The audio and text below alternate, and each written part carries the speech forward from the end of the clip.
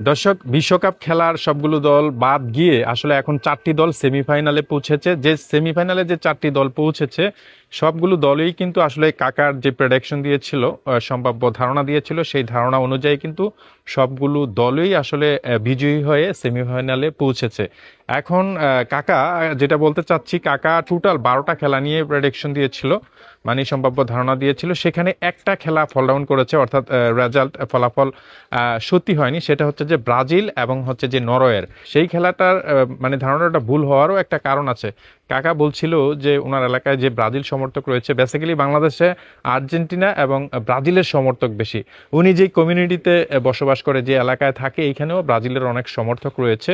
উনি পরে যেটা বলল যে আসলে তারা আমাকে খুব বেশি ডিস্টার্ব করতো, দ্যাটস ওয়াই, মানে যে কারণে উনি আসলে রেজাল্টটা, যদিও নরওয়ের দিকে বেশি যাচ্ছিল, আলটিমেটলি উনি একটু মানে চমক দেখানোর জন্য ব্রাজিলের পক্ষ নিয়েছিল। বাই দ্য ওয়ে, তো এখন যেহেতু সেমিফাইনালে খেলাগুলো চলেছে, সেগুলো আসলে আমরা ধারাবাহিকভাবে আপডেটগুলো দেওয়ার চেষ্টা করব, সম্ভাব্য ধারণা। তো কাকা, আজকে যে দুটি দল খেলেছে, আর্জেন্টিনা এবং সুইজারল্যান্ড এবং নরওয়ে ইংল্যান্ড, দুটি দলের প্রেডিকশন দিয়েছিলাম, একদম হুবহু দুটি দলেরই মানে ধারণাটি মিলে গিয়েছে। তো আসলে সেমিফাইনালে কি হতে যাচ্ছে, ফ্রান্স এবং স্পেন, আর্জেন্টিনা এবং হচ্ছে যে ইংল্যান্ড, এই দুটি দলের ফলাফল কি হতে যাচ্ছে, সম্ভাব্য ধারণা নিয়ে আমরা খুব শীঘ্রই আসছি। So stay tuned and let's see.